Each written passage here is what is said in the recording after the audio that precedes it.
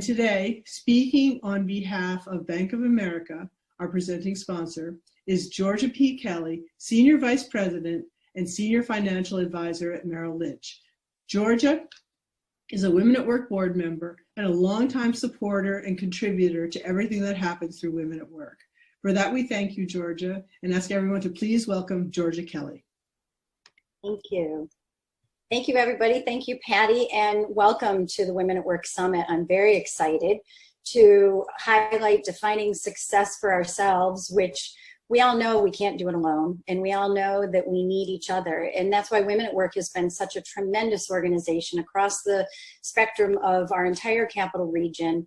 Congratulations to Women at Work for their 5-year anniversary of the network and their 10-year anniversary of the magazine. It's really phenomenal to see how much we've all grown and shared and really experienced together, especially when it came to personal and professional development. So at Bank of America and Merrill Lynch, we are proud partners of Women at Work. And with each of you, as you begin to make decisions around the world after COVID, post-election 2021, and what's most purposeful and meaningful in your lives. I wanted to highlight just a couple websites for you to use as a resource. ML.com/women stands for Merrill Lynch, but don't spell it out.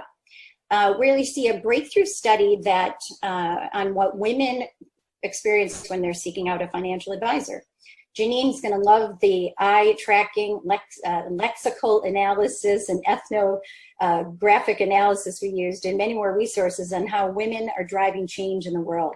In addition, you'll see on that site that Soledad O'Brien recently hosted a number of webcasts for you to enjoy. The second site is Better Money Habits, and that's Bank of America's site. And it provides you with a host of financial resources designed to help you in your education and decision-making around money. So please reach out to anybody at the bank or financial advisors that can help partner with you. I met Janine at a Straight Talk Women at Work breakfast where she shared her wisdom, her perspective, and call to action for women leaders and those seeking to emerge. From what I gathered then and now, as I listened to her voice through her writings and reflections, that she's found the secret sauce, that delicate recipe of compassion, kindness, and empathy, blended with a raw, real, purpose-driven vision of what really makes true leaders successful, and what most women in business aspire to be, emulate, and achieve. Janine is a C-suite executive, an innovator, and a leader. One of Janine's many missions in life is to ensure that we are being a reflection of the world that we serve or that we want to sell to. Her article, Curtain Call, and I really suggest that you Google her because there are some beautiful things that I watched, videos, etc. Janine discusses embracing new beginnings with boldness, excitement, and preparedness. She highlights key ways to prepare for a transition in hopes of encouraging and guiding others on their journey towards a new beginning. One of the most profound messages Janine has given us was, I am unapologetically a person who comes in peace but means business. Just because I come with tenderness, tenderheartedness, and caring and kindness, I don't want people to overlook the strength I bring to important issues. On Diversity Matters, Janine says, let's change our behaviors and mindset will follow. I interviewed a couple friends that I knew Janine because I had only had an opportunity to meet with her that one time at the Women at Work event. Yolanda Caldwell stated that Janine is transformational. She's a living example of possibility. And Gemma Allen says that Janine is charismatic, a real compelling storyteller, very sharp, and fearless. As for her career, Janine describes herself as a technology evangelist, diversity and inclusion advocate, and she is a mechanical engineer by trade. At GE, Janine was head of Women in Technology, director of healthcare programs living in Africa, director of global programs, director of healthcare disparity programs, and director of service operations. And today, Janine is the Chief Operating Officer of Wikimedia Foundation, hence go to Wikipedia, transformative and Wikipedia, and other free knowledge projects. And Wikipedia states that throughout her career, Janine has worked to build transformative partnerships, collaborate with global movements, and cultivated networks of national, local, national, and global leaders, and successfully help people and organizations transform ideas into practical, usable, and scalable solutions. Bank of America's Chief Investment Office states that there's two things that'll lead us in exponential growth in post-COVID world. Janine Uzel is innovation, and Janine Uzel is creative disruption. So today, Janine will talk about the advice that she wishes that she had earlier on in life, and to take a bet on herself. She'll also talk about the moments throughout her career, the small risks and the big bets, and how they each defined her. She'll challenge us to think about the doubts that prevent us from having that kind of confidence in ourselves, and share her advice for how to do it anyway. So thank you very much, and welcome, Janine Uzel. Wow, thank you so much, Georgia. Thank you, Women at Work. Thank you, Bank of America. Thank you for all the people that said such wonderful and kind things. I'm very humbled by that because, you know, at the end of the day, I am a girl that's a product of the Great Migration. You know, my dad came from North Carolina, met a woman in Newark, New Jersey, and raised me, you know. So I'm a kid from Newark who grew up in Plainfield and found her way around the world, in love with it, and fortunately it loved me back, and I'm here today. So I really just want to thank you for those kind words. It's a wonderful thing to know that the work that you do has an impact on other people, because for me, that's the main reason to do it every day. So thank you for having me here. I live between Washington, D.C., currently at my home in Florida. And for a while, I was living on the West Coast in California, which completely solidified that I am an East Coast girl. But I'm here in Florida today, so you're getting a glimpse of my Peloton, because not only am I a woman that works, I'm a woman that's trying to work out during COVID and make sure that my pants fit when it's over.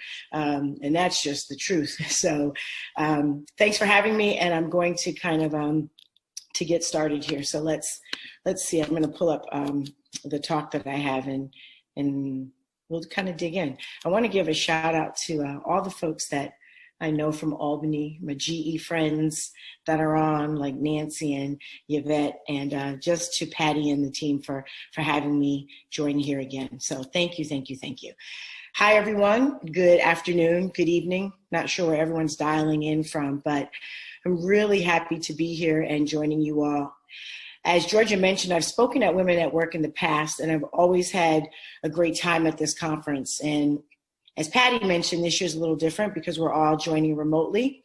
I'm glad that we are making the best of the current pandemic challenges, and I also really can't wait until we're able to meet again in person. I can honestly say, never thought I'd say this, but I truly miss upstate New York, and especially during this fall season, so I'd love to be there.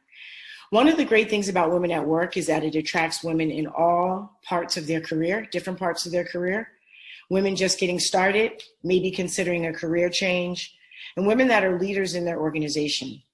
And I've been in all of those seats before. Today, I'm in a seat as the Chief Operating Officer of the Wikimedia Foundation. Many of you have probably never heard of the Wikimedia Foundation. I certainly had not. But I imagine that you've heard of Wikipedia, and maybe you've even used it today, this morning, sometime this week. The Wikimedia Foundation is the global nonprofit that owns and operates Wikipedia, as well as several other projects that are dedicated to free knowledge. We maintain the technology that helps our site stay fast and secure and accessible. We're the bridge between the hundreds of thousands of volunteers that make Wikipedia possible and all of the knowledge available on our sites. We advocate on behalf of free knowledge. We fight policies to protect freedom of information around the world. Wikipedia has more than 53 million articles across roughly 300 languages. We have more than 250,000 editors around the world that contribute to the Wikimedia projects every single month. Wikipedia is viewed more than 1.5 billion times every month. And one of my favorite comparative stats for those of us that use Instagram is viewed about 1 billion times a month. So like 1.5 billion, that's a lot of influence. And we like to say if it happens in the world, it happens on Wikipedia, which is one of the top 10 most visited websites in the world. So I have to say it's a very exciting place to be sitting right now. And what I'd like to do today is share a little bit more about how I ended up here. And I hope that the things that I share will challenge you, inspire you, and then help guide your participation as we kick off the next 2 days of Women at Work. I want to tell you about where success on my terms began, even when I didn't even realize it. I use Twitter all the time. It's kind of how I do a lot of my work. And I was recently a part of a challenge where they asked me, what advice would you give to your 5-year-old self? So I dug in the crates, found this picture of my 5-year-old self, and I looked at the picture and I thought, what might I tell myself? And in this picture, I'm hanging from a jungle gym in my backyard. So I'm probably doing one of those swings over one of the bars there. I'm fully clad in like a t-shirt that stops right above my belly button because it was too small, some red plaid pants. I had these red bows all over my head, and I'm not sure why I don't have on sneakers. I need to check with my mom on that, but I have on these like brown scuffed up Buster Brown shoes. So truly a fashionista, even at a young age. And I took a look at my smile and I thought I would tell myself confidence. But what I would really say to myself is guard your confidence because the world is coming for you and they're going to try to snatch it away. And that's the same thing I would tell myself now. It's the same thing I do tell myself pretty much every day. And I want to talk to you a little bit about the journey that I've had with confidence as it relates to my career, what it means to take a bet on yourself, and then what it means to see that bet through. So let me tell you more about the journey of bets that I've taken throughout my life and how they shaped me. Whenever anyone asks me to describe my career journey, I always tell them that my path has not been one of tradition. Over time, I've learned that my career has included 3 real components. And so I'll share a little bit of them by way of some of the work that I've done in my career assignments. The way that I kind of group my assignments are the assignments that were given to me, the assignments that I consider as defining moments, the assignments that I was asked to take, and then the ones I took for myself. So many times there are assignments that you just have to take. For me, that's the job I took right out of college, right? I'm graduating from North Carolina A&T. I've got this engineering degree. I was fortunate enough not to have a lot of debt, but I did have 2 parents saying I needed to go get my life together and start being an adult. I did want to be an adult, and I just knew that the job was going to be the next step to nudge me into that adulting life. I was ready for the world, so I thought, and life was beginning, so off I went. And I have to tell you, my first job, which was not at GE, but it was a complete train wreck. It was a sinking ship. I can't think of any other ways to convince you that it did not go well for me. I was thrown into a process that I wasn't ready for, things that I hadn't been trained for, things that I wasn't coached for. It was just a world that I had never experienced. And I can tell you more about the bumps that I hit along the way, but the key that I want to leave with you here is that while there are many assignments that you have to take, and while those assignments may not always pan out the way you want them to, there are always next steps to be taken. And this is not the end of the story. These experiences are proof that where you begin does not define you. And my first experience did not define me. It only added to my confidence jar because eventually I hit the jackpot. And these are the assignments that I like to call the game changers. For me, many of you that have heard some of my stories before know that that was packing it all up and heading overseas to be an expat on assignment in Africa. This is the kind of assignment that when it comes your way, if you're brave enough to say yes, it's the work that you're willing to stretch yourself for, to pioneer, and even do when others are saying, what is wrong with you, or why would you do that? These are the assignments that will change the trajectory of your career. So I want to challenge you to be brave enough to say yes, even when you're not completely certain. If you believe that the next step is the defining moment for you, you have to take those roles. Because when you're willing to say yes to something, it can change the game forever. I said yes to Africa. I said yes to pioneering a new healthcare model that honestly I didn't know a lot about at the time. I said yes to shifting from a very strategic engineering career to moving into areas that included technology and marketing and technology and communications and technology and partnerships, areas that were very, very unique to someone that was an engineer. I said yes to a global assignment, and these things created a steamroll of change for me. But I also want to add a quick caveat here that's very specific to women in the workplace. If you're ever given the opportunity to lead or to be a part of a global team, please consider saying yes to that, because having an international perspective will change the way that you approach not just your work and your career, but your life in general. And in my opinion, it adds overloads to your confidence jar. Okay, so finally, there are the choices, the decisions, the big, bold steps, the assignments that you take for yourself. And for me, this was my choice to leave GE, to join Wikimedia, to move to California, to take on a role with working with tons of millennials and essentially a tech startup, because Wikipedia will only be 20 years old next year. And by far, it was the biggest career bet that I've ever taken. Not just because of what I mentioned with the work itself and the things that we do at Wikipedia and them being uniquely different to the work that I did at GE, but also because when I left GE, I actually didn't have anything else lined up in terms of my next step. I had planned to take a sabbatical. I had planned to kind of visit with my family and spend some time resting and refreshing myself. But I also thought I might go back to GE after that. And then sometime during that process, I decided that was probably not the best next step for me, not for any bad reasons, but because I really needed to take a bet. And the CEO that I worked for prior to going to the Global Research Center in Albany was a gentleman by the name of Jay Ireland. And I remember sending him an email on New Year's Eve, thanking him for a great year, for all the work that we had done together, wishing him a happy holiday. And I said to him, thanks for taking a bet on me. I've had a great run with working with you. And he wrote back the same night in an email, taking a bet on you was the best bet I've ever taken. You should trust yourself as much as other people do.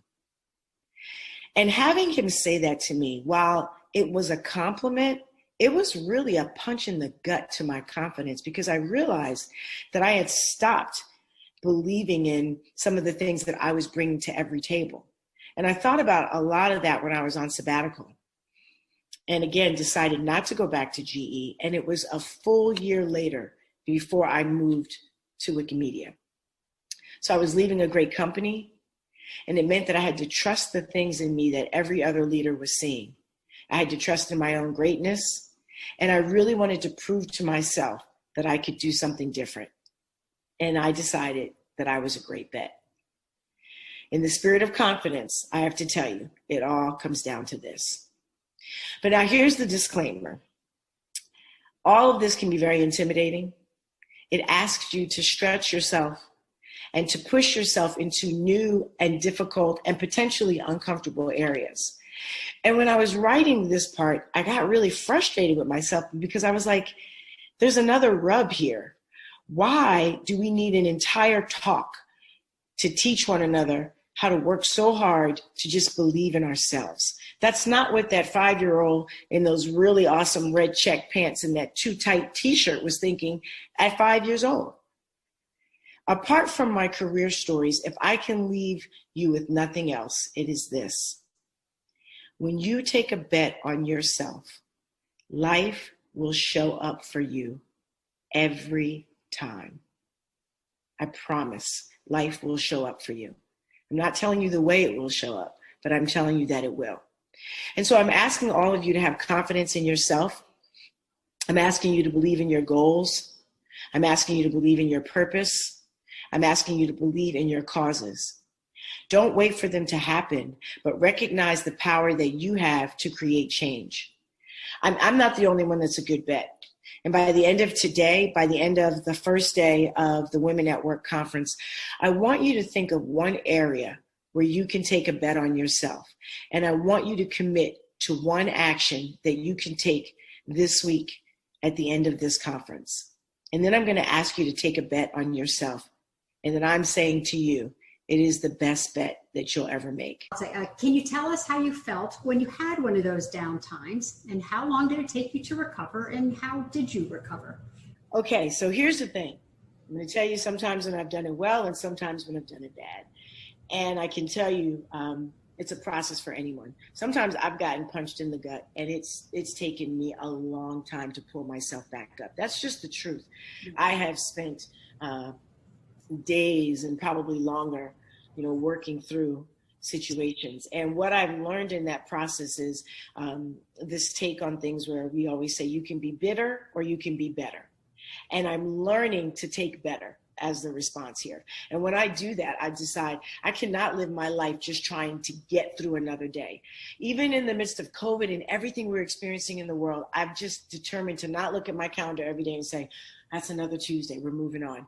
Instead, I am just determined to face every day and say, this is what life is giving me today. How am I going to be, my best person in it? And look, I'm not here to say that I'm some kind of superhero that just has perfected this. I'm saying I get up every day and I try. And, the process that it takes me to get to the day, that starts several hours in advance, because I don't just wake up and say, here we go. It takes a lot. We're managing through a lot.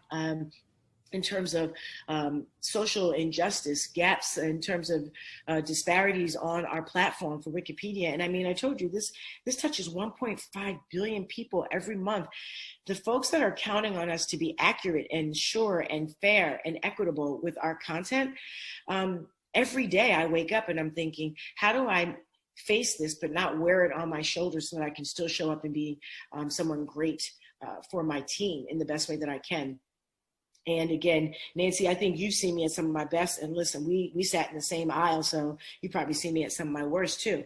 So it doesn't mean I don't get under the desk and give it a good wail every now and then or throw something. But I think that groups like this, where people are surrounded by other women that strengthen them, is very important. And practice makes perfect, and maybe not perfect, but practice makes better. How do you maintain your confidence when it comes to the people you love most and not allow those people to shake who you are as a person?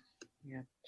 So I'm going to tell you something that a friend of mine from Ghana shared with me, and I think it will draw the picture. Because ultimately, the bottom line is you have to guard it, right? You have to guard all the things that you want to protect and keep safe from people that are going to try and come at it. Because I told you what I would say to my 5-year-old self is guard your confidence, because they're coming for it. They come for it every day. At least with me, they do. Every single day, from the way that they look at me, from the way that they might ask me a question, from the way that people double check your work when you're a woman, even if you're the woman COO, the way that people question or the way that they ask the questions. People are always coming at me in a way that I sometimes can find inappropriate. And so to guard it is really important. And so I don't have any children, but someone said that they had a dream about me and that I was carrying a baby, which that's fine. I have like 11 nieces and nephews, so I'm probably always carrying a baby.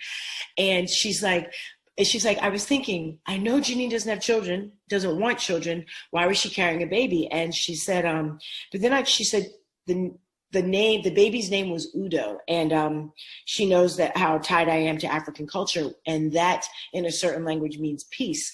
And she's like, so I'm not really sure what you want to make of this, but you were carrying peace and you were carrying it like a baby. And so I'm going to get real spiritual here. But for me, it meant that I'm supposed to guard my peace in a way that I would guard like one of my nieces or nephews or someone that I hold very close to me. And it's really important for me, particularly in times like this where we are managing so much weight of the world.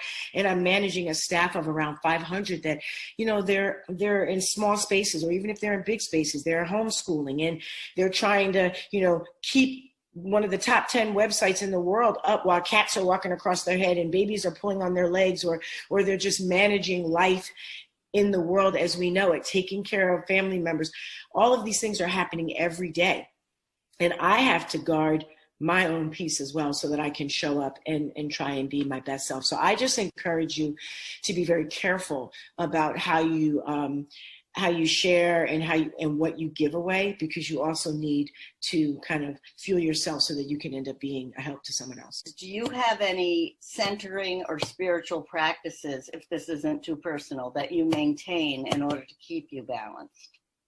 It's not too personal for me because it's, I wear my faith the way I wear my color and my blue hair and my gender and all of that. So it's very much a part of who I am. And I hope that people that experience me have that experience as well with me. That's what I hope, that I kind of leave behind as a part of who I am, or when I put my fingerprints on something. So who I am as a woman of faith is really important to me, and it is certainly key to how I approach the way that I lead, the way that I solve, and the way that I take care of myself so that I can be a better leader. It's not something that I force on people. It is something that's a part of who I am. And so usually you'll have an experience with me, even if it's not directly spiritual, but if it's like a fruit of the spirit, if it's just compassion or kindness or gentleness,